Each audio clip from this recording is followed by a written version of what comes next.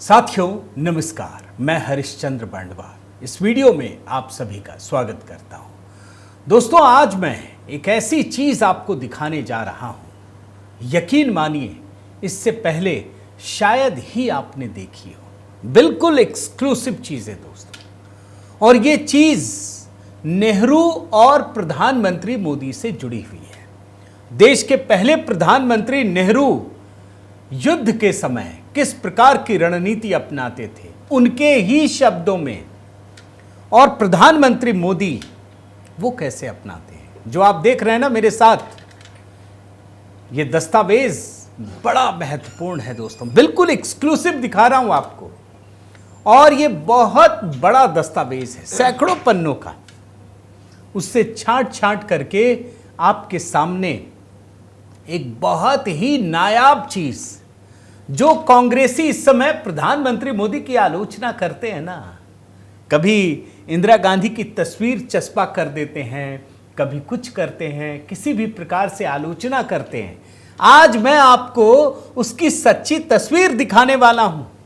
मैंने Indira Gandhi, iron lady, और प्रधानमंत्री मोदी की तुलना की थी, आपको ध्यान होगा। आज मैं नेहरू जी का कच्चा चिट्ठा आपके सामने रखने जा रहा हूं। कई सारे टू विंडो मेरे पीछे आप स्क्रीन पर देख लीजिए, 11 टू विंडो एकदम, एक तरफ प्रधानमंत्री मोदी और एक तरफ नेहरू।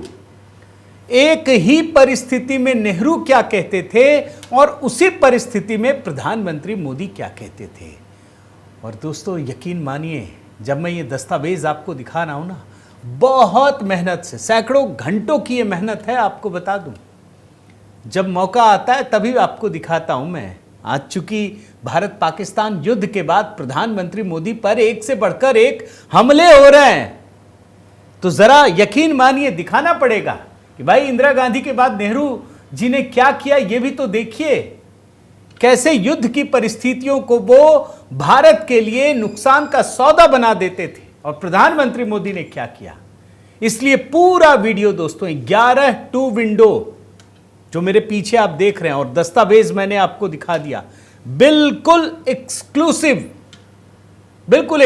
दस्तावेज, जिसमें एक एक चीज और बहुत ही स्पेसिफिक हिस्सा मैं आपको दिखाने जा रहा हूं।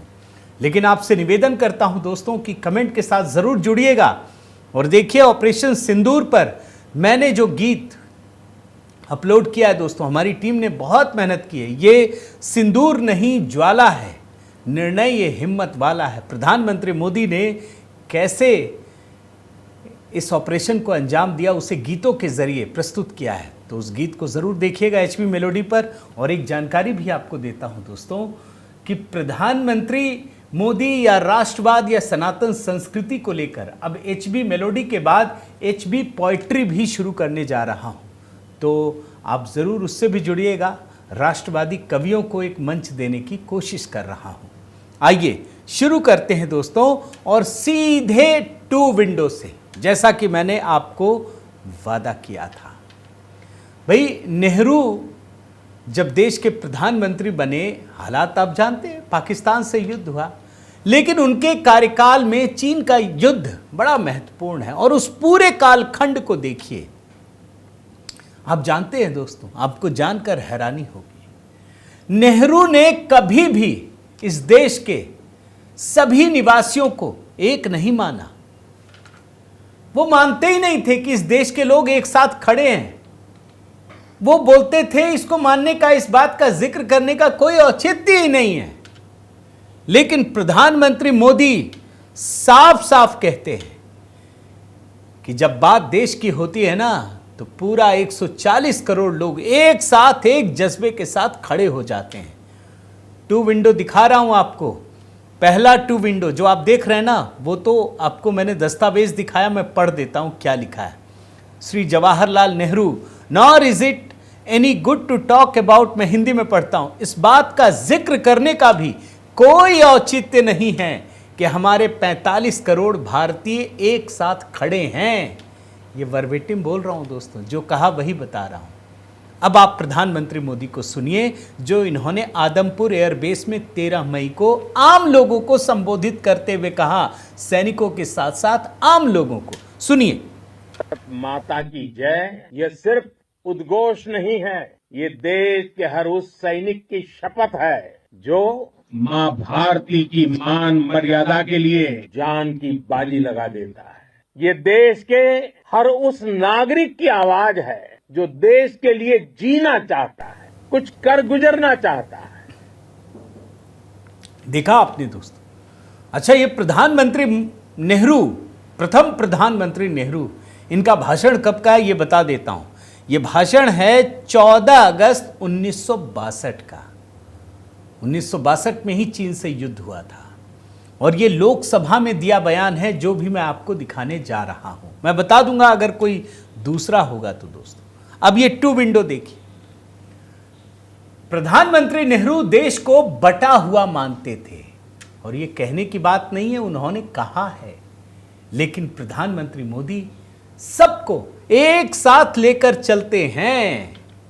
अब मैं जरा आपको इनके जो अंग्रेजी में लिखे हुए दस्तावेज में उसको ट्रांसलेट करके बताता हूं। 14 अगस्त 1962 नेहरू क्या कहते हैं, जब हमारी सामान्य गतिविधियों की बात आती है तो हम 45 करोड़ हैं, जो निरंतर 45 करोड़ भागों में बटे हैं। अगर इतने नहीं तो कम से कम अनेक भागों में तो बटे हैं।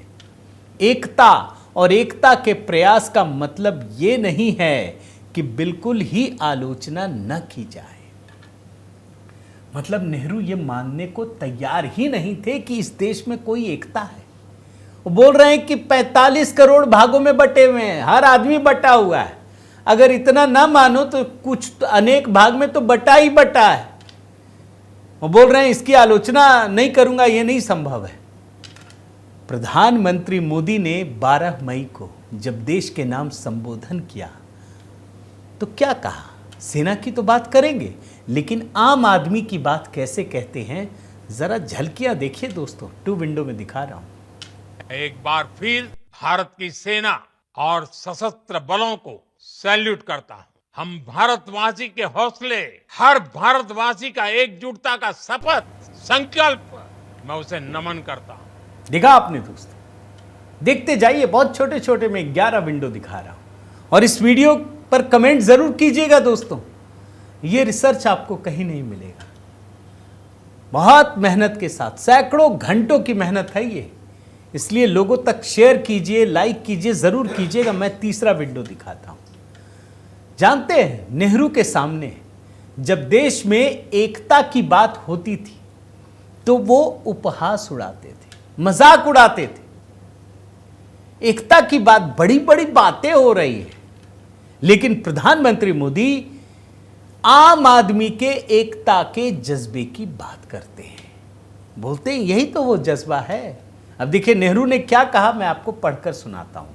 आप टेक्स्ट तो देख ही रहे हैं, मैं हिंदी में करके बताता हूं। जब हमारी सीमाओं की रक्षा के लिए सैन्य सहायता प्राप्त करने की बात चल रही थी, तब हमारे 45 करोड़ व्यक्तियों के साहस की बड़ी बड़ी बातें हो रही थी, बड़ी बड़ी बातें।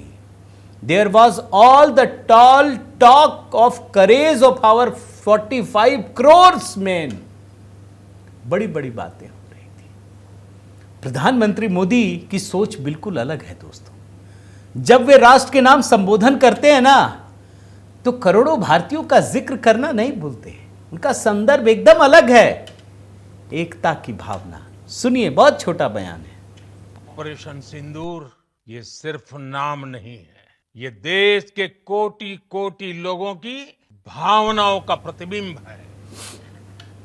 अब मैं आपको जो चौथा 2 विंडो दिखाने जा रहा हूं दोस्तों, बड़े गौर से सुनिएगा, वरना आपको पता नहीं चलेगा कितना महीन फर्क है।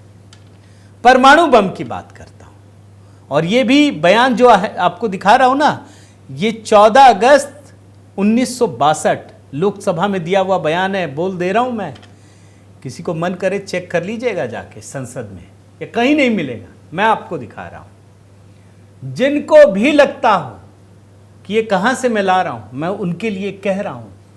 14 अगस्त 1962 लोकसभा में जवाहरलाल नेहरू द्वारा दिया गया बयान। ये जब भी परमाणु बम की बात होती थी दोस्तों, ये शांति का अलग ही अर्थ निकालते थे। अपनी कमजोरी को परमाणु बम की ताकत से ढक लेना चाहते थे। और मजे की बात जानते क्या है कि नेहरू खुद कहते हैं कि हमारी जो परमाणु क्षमता है वो चीन से बहुत अधिक है। अभी सुनाता हूं आपको। आज तो पाकिस्तान परमाणु बम से लैस देश है ना, लेकिन मोदी जी घबराए नहीं, घुस के मारे। अब सुनिए, मैं आपको दिखाता हूं। दो इसमें चीजें हैं दोस्तों। पहला देखिए, ये नेहरू का भाषण कोट अनकोट में पढ़ रहा हूं हिंदी में। मुझे यह बात समझ में नहीं आती है कि हमारे हाथ पैर क्यों ठंडे पड़ रहे हैं, क्योंकि उनके पास परमाणु बम हो सकता है, या तिब्बत में उनके पास बड़ी संख्या में सैनिक हैं जो हमें ऊपर से गोली मार सकते हैं। वे हमें गोली मार सकते हैं, वे हमारे लिए कठिनाइयां खड़ी कर सकते हैं, वे ऐसा कर सकते हैं, ऐसी संभावना है। यदि वे ऐसा करना चाहते हैं तो वे ऐसा कर सकते हैं। हमारी सेना की कुछ चौकियों पर कब्जा कर सकते हैं। इसका मतलब नहीं कि हम हार गए हैं। हम बड़ी बड़ी कठिनाइयों को उठाते हुए उनका सामना करेंगे और दृढ़तापूर्वक उनका सामना करेंगे। अब यहीं पर आइए दोस्तों, एक दूसरा दिखा रहा हूं। श्री करणी सिंह कुछ बोलते हैं तो उसका वो जवाब दे रहे हैं नेहरू जी, और ये भी परमाणु बम पर है, ये भी सुनिए। श्री करणी सिंह जी ने मुझसे परमाणु बम और चीन के पास परमाणु बम है इसके बारे में कुछ पूछा है। मैं नहीं जानता कि चीन के पास कब परमाणु बम उपलब्ध होगा, ये नेहरू कह रहे हैं। व्यापक रूप से कहा जाए तो यद्यपि हम किसी परमाणु बम के बारे में नहीं सोच रहे हैं, मेरा मानना है कि हम परमाणु ऊर्जा के संबंध में चीन से बहुत ज्यादा विकसित हैं। ये नेहरू कह रहे हैं कि परमाणु ऊर्जा के मामले में हम चीन से बहुत अधिक विकसित हैं। लेकिन हालत क्या है दोस्तों, चीन कहां और हम कहां परमाणु बम के मामले में। आप सोचिए आज की स्थिति क्या है। जो कांग्रेसी कहते हैं मोदी जी पर, भाई आपको सब कुछ पता था, आप चीन के खिलाफ क्या कर पाए। लेकिन प्रधानमंत्री मोदी ने तय कर दिया दोस्तों, यह न्यूक्लियर ब्लैकमेलिंग नहीं चलेगी, हम घुस के मारेंगे। अब पीएम का बयान सुनिए। भारत ने अब 3 सूत्र तय कर दिए हैं। पहला, भारत पर आतंकी हमला हुआ, हम अपने तरीके से, अपनी शर्तों पर, अपने समय पर जवाब देंगे। दूसरा, कोई भी न्यूक्लियर ब्लैकमेल भारत नहीं सहेगा। तीसरा, हम आतंक की सरपरस्त सरकार और आतंक के आकाओं को अलग अलग नहीं देखेंगे। दुनिया भी भारत के इस नए रूप को, इस नई व्यवस्था को समझते हुए ही आगे बढ़ रही है। देखते जाइए दोस्तों, आपको बहुत नई नई चीज इसमें जानकारी मिलेगी। और अधिक से अधिक शेयर कीजिएगा, मैं बार बार याद दिला रहा हूं, लाइक भी कीजिएगा। 5वें टू विंडो में आइए। जब युद्ध की बात होती थी ना नेहरू जी के समय, तो जानते हैं मजाक उड़ाते थे, बोलते अरे ये तो युद्धोन्मादी है। मोदी जी के साथ हुआ था ना, पहले बोल रहे थे मोदी जी बदला नहीं लेंगे क्या। मोदी जी बदला लेने लगे तो से नो टू वॉर हैशटैग चलने लगा। जब उन्होंने अपना काम करके रोक दिया तो कुछ और। ये कला नेहरू से ही आई है। वो बोलते हैं, अभी मैं आपको दिखाता हूं, प्रधानमंत्री मोदी ऐसे नहीं है, वो तो सीधे चुनौती देते हैं। आप टू विंडो में देखिए, ये देखिए इसमें क्या लिखा है। ये नेहरू का कोट अनकोट में पढ़ रहा हूं मैं। It may be some people imagine, मैं हिंदी में ही पढ़ता हूं, ऐसा हो सकता है कि कुछ लोग ऐसा सोचें कि यह कायरता है कि हम युद्धोन्माद की बातें नहीं करते हैं। मैं उन्हें फिर से एक बार याद दिलाना चाहता हूं कि भारत के शूरवीर साहसी लोग जो अत्यधिक युद्धोन्माद की बातें करते थे, अंततः उनकी पराजय हुई, क्योंकि शत्रु पक्ष की रणनीति बेहतर थी। उनकी सोच और उनके हथियार बेहतर थे। एक ही लाइन में नेहरू ने सब कुछ कर दिया। उन्होंने मजाक भी उड़ा दिया, उन्होंने हीनता का भाव भी भर दिया और यह भी दिखा दिया कि हम कुछ नहीं करेंगे। प्रधानमंत्री मोदी को सुनिए। ये तो मैं कहता हूं ना दोस्तों, इंदिरा गांधी भी होती ना, कुछ नहीं, इस बयान के सामने तो दुनिया की बड़ी बड़ी ताकतें हिल जाती हैं। सुनिए पीएम मोदी ने क्या कहा था। मैं बहुत स्पष्ट शब्दों में कहना चाहता हूं, जिन्होंने ये हमला किया है, उन आतंकियों को और इस हमले की साजिश रचने वालों को उनकी कल्पना से भी बड़ी सजा मिलेगी। कल्पना से भी बड़ी सजा मिलेगी और मिलकर रहेगी। कब कहा था? उस समय भारत ने 9 आतंकी ठिकानों पर हमला नहीं किया था, सिर्फ पहलगाम हमले के बाद बिहार में जाकर यह बात कह दी थी कि खुशफहमी में मत रहना, इसका मजा तो चखाएंगे, और कल्पना से भी बड़ी सजा जो कर दिया। अब आइए दोस्तों छठे विंडो पर, यह भी 2 विंडो देखते जाइए। थोड़ा बड़ा होगा दोस्तों, लेकिन मैंने इतनी मेहनत की है तो इसका भी सम्मान करते हुए आप देखिएगा पूरा जरूर। नेहरू इस देश में निरस्त्रीकरण की बात करते हैं।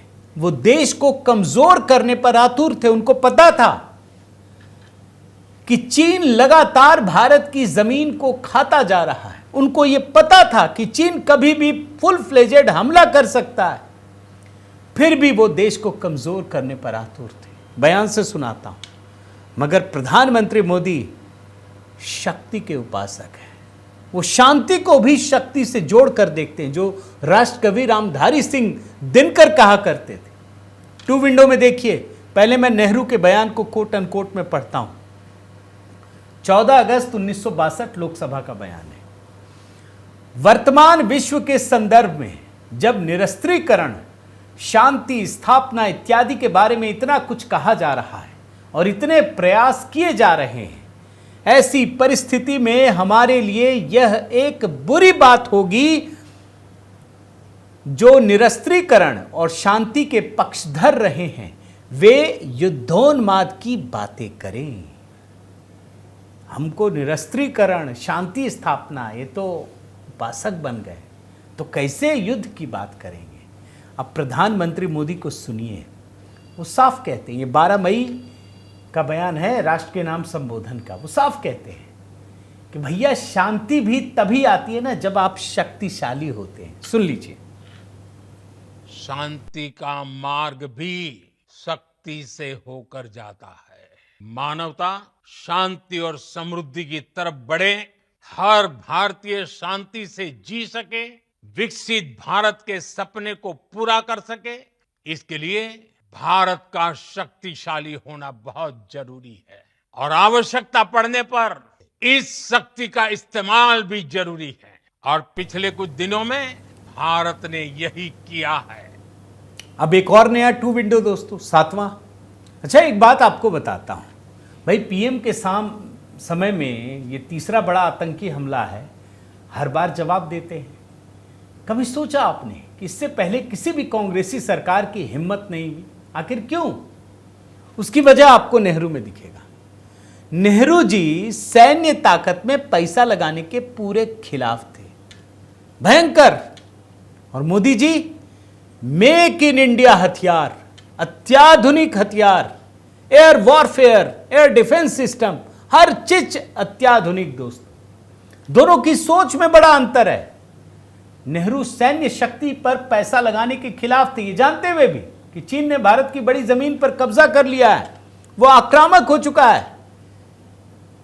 मैं आपको बयान सुनाता हूं, देखिए। ये 14 अगस्त 1962 नेहरू लोकसभा में कहते हैं, कोट अनकोट, मैंने सदन को अभी बताया कि अपनी गाढ़ी मेहनत की कमाई, वह धनराशि जिसकी जरूरत विकास के लिए है, उसे लड़ाकू विमान और ऐसी अन्य चीजों पर खर्च करने से मुझे नफरत है। हर एक लड़ाकू विमान न जाने कितनी फैक्ट्रियों, कितने प्लांट, कितने हॉस्पिटल और कई चीजों की लागत के बराबर हो सकता है। फिर भी हम ये करते हैं क्योंकि परिस्थितियां कुछ वैसी हैं, लेकिन हम उस तरीके से खर्च करने की बहुत अधिक इच्छा नहीं होने के बावजूद कर रहे हैं। आप समझ गए, नेहरू की इच्छा नहीं थी, चूंकि मजबूर थे। अब चीन तो तय हो चुका था कि वो हमला करेगा, वो कर रहे थे। तो आप जब अनिच्छा में करते हैं तो क्या होता है, देश की जो सैन्य शक्ति का मोराल है वो डाउन होता है। प्रधानमंत्री मोदी को सुनिए क्या कहते हैं, कैसे वो बता रहे हैं कि भैया मेक इन इंडिया, पूरा डिफेंस सिस्टम, इक्विपमेंट। सुनिए।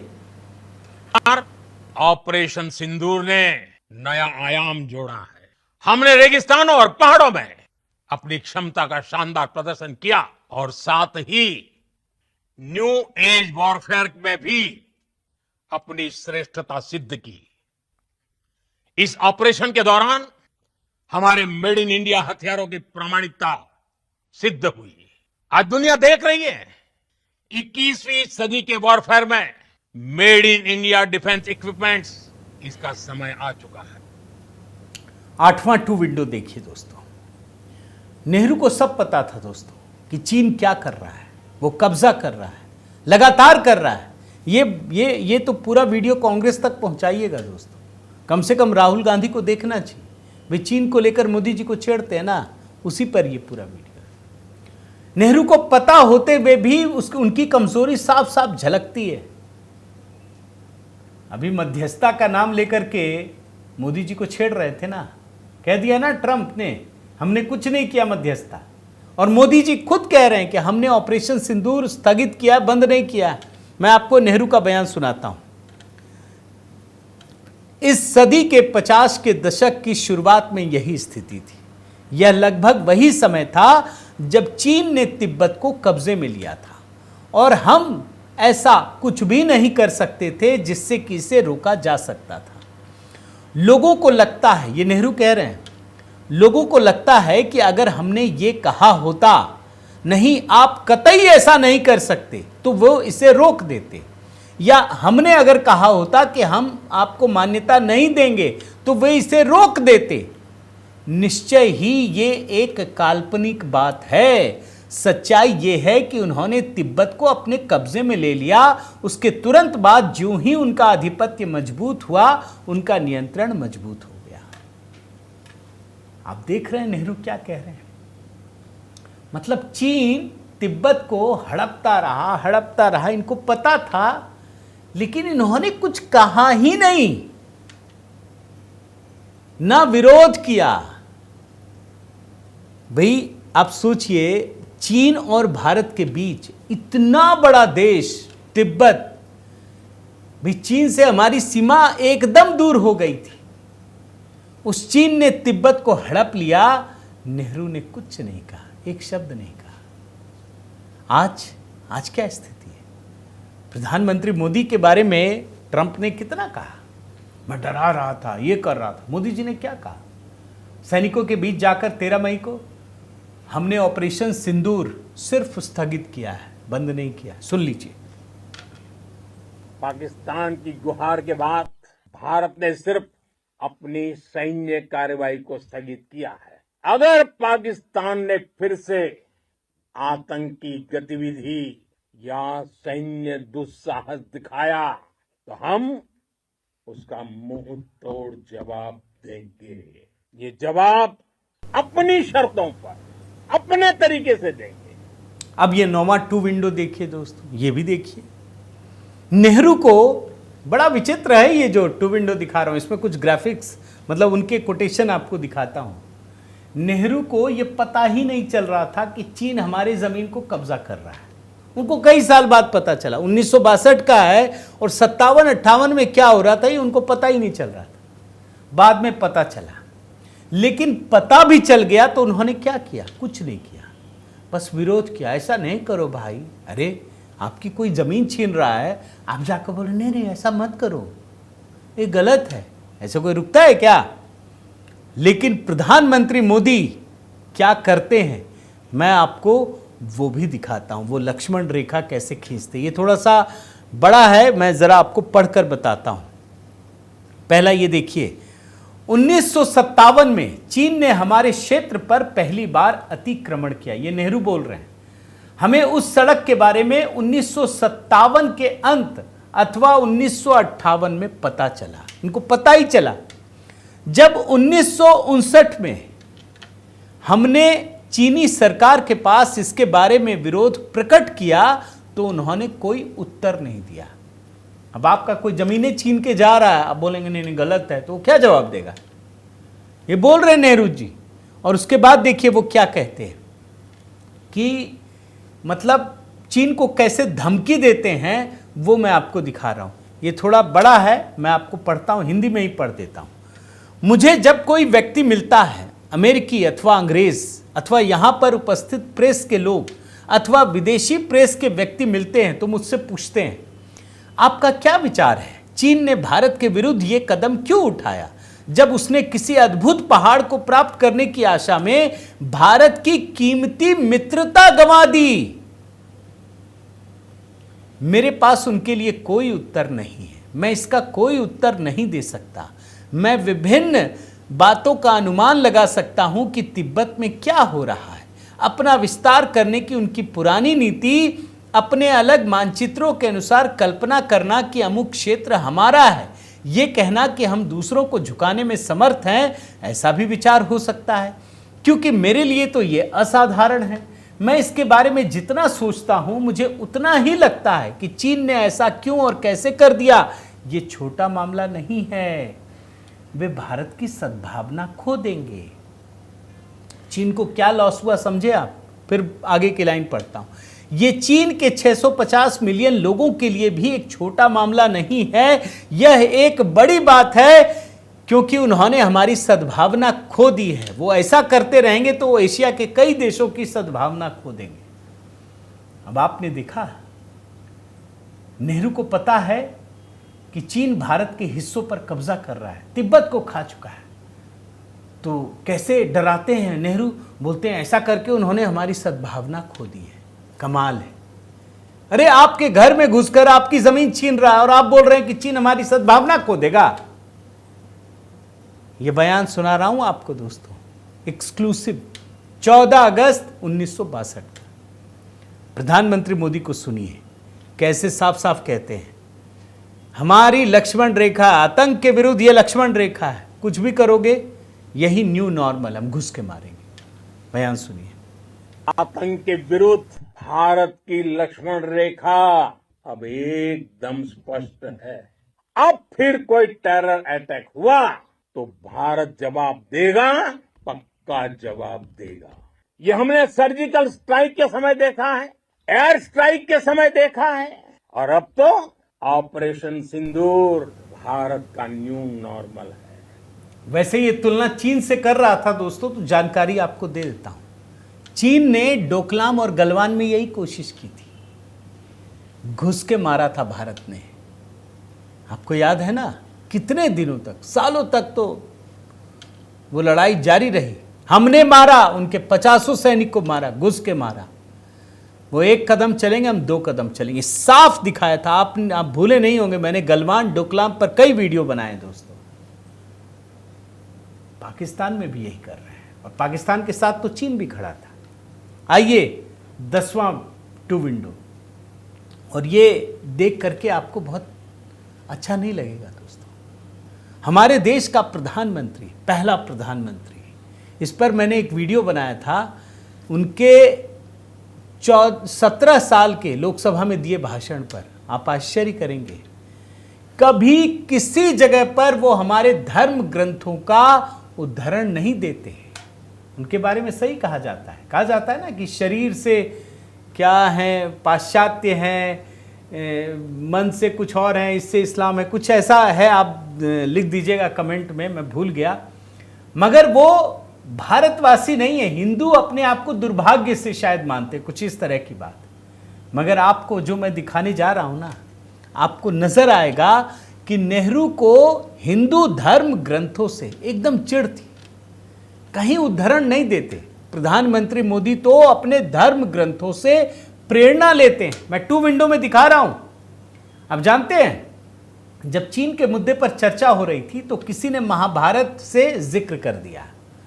वो चिढ़ गए नेहरू, और 14 अगस्त 1962 को लोकसभा में क्या कहते हैं, बड़े गौर से सुनिएगा मेरी बात, कोट अनकोट में। मुद्दा यह है कि अब हम इस गंभीर स्थिति का किस प्रकार सामना करें। मैं मानता हूं कि यह स्थिति राजनीतिक अथवा सैन्य मानी जा सकती है। महाभारत की बात करना उपयुक्त नहीं होगा। फिर से पढ़ देता हूं, महाभारत की बात करना उपयुक्त नहीं होगा, क्योंकि अब हम वर्तमान में रहते हैं। यद्यपि महाभारत की पुस्तक अत्यंत प्रसिद्ध है, जिससे हम बहुत कुछ सीख सकते हैं, लेकिन मुझे नहीं लगता कि उससे हमें सीमा संबंधी विवाद को सुलझाने में मदद मिलेगी। अब मैं आपको प्रधानमंत्री मोदी का बयान दो सुनाता हूं। एक तो जब चीन में डोकलाम गलवान का झगड़ा हो रहा था ना, तो लद्दाख में पहुंच करके भगवान कृष्ण के बारे में कहते हैं, और यहां पर 13 मई को आदमपुर एयरबेस में गुरु गोविंद सिंह जी की चर्चा करते हैं। आपको दोनों बयान सुना रहा हूं एक साथ करके, दोस्तों सुनिए।